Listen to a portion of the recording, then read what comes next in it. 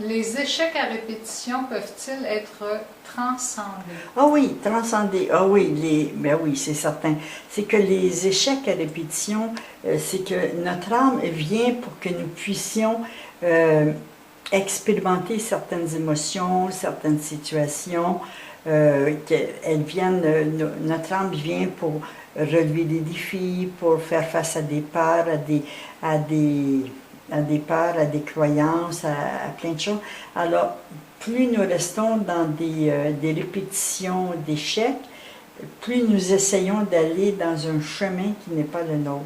Si on accueillait ces échecs sans s'en vouloir, sans se démoraliser ou se démolir, si on acceptait l'échec comme étant un tremplin vers une réussite, si on acceptait l'échec comme étant un bon moyen d'avoir des informations sur nous et de changer ce que nous pouvons changer, eh bien, ce ne serait plus des échecs, on n'aurait plus d'échecs. Tu aurais seulement l'impression de relever des défis, de rapporter des victoires et d'être fier de toi.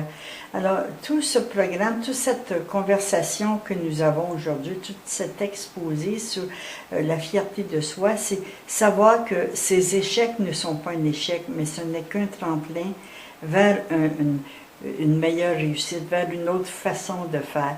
Alors, si on arrêtait de s'en vouloir, d'être frustré, d'être déçu de nous, et plutôt dire, bon, parfait, de cette façon-là, ça ne fonctionne pas. Si je regardais de cette manière-là, j'ai essayé de cette manière-là, ça n'a pas fonctionné. Si j'allais chercher d'autres ressources au fond de moi, si je me faisais confiance, plutôt que de perdre mon temps à me frustrer, à me démolir ou à me démoraliser, si je prenais le temps, si je me servais de mes pensées, afin de construire en moi la fierté d'avoir essayé, mais ce n'était pas la bonne façon.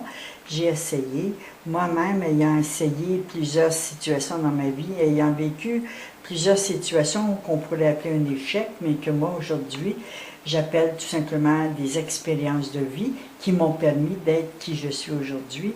Alors je me félicite d'avoir vécu ces échecs, plutôt que de m'en vouloir, car d'échec en échec, je suis arrivée de réussite en réussite.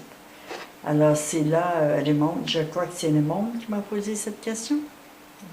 Il me semble.